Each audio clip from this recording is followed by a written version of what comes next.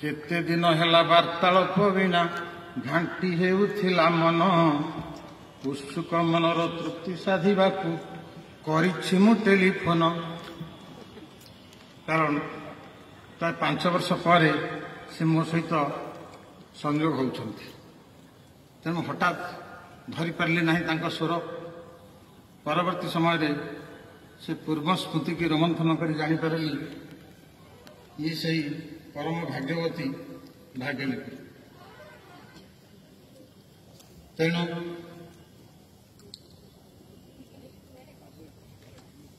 से जिते मत आमंत्रण कले किचक बोध उपर कहवाई सेत मु भाविली बोधे मत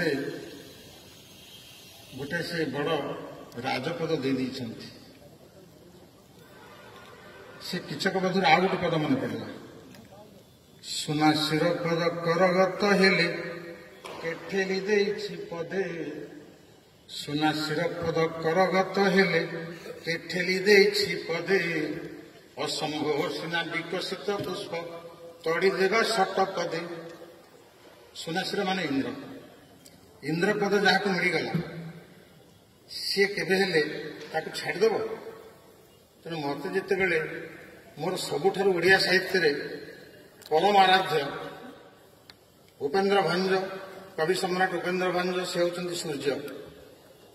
सूर्य समान प्रतिभात होउछंती। स्वभाव कवि गंगाधर मेहर से होउछंती चंद्र। ओडिया साहित्य आकाशर चंद्र। चंद्र समान प्रतिभात होउछंती। तेणु तांको विषय जिते मत आमंत्रण आसिला मु ताकू केमिति पादरे एड़े देबी।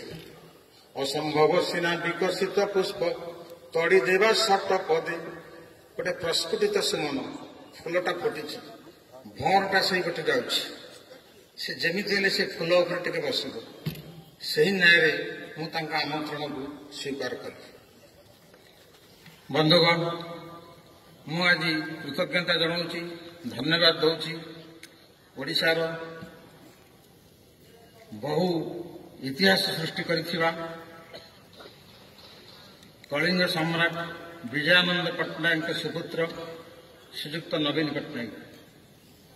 एथिपाई गंगाधर मेहर तपस्विनी मोर गोटे पद मन पड़ुची कि मंत्र देइछु आहा बाछि बाछि लोक तम नासी सुजुछंती से माने आलोक।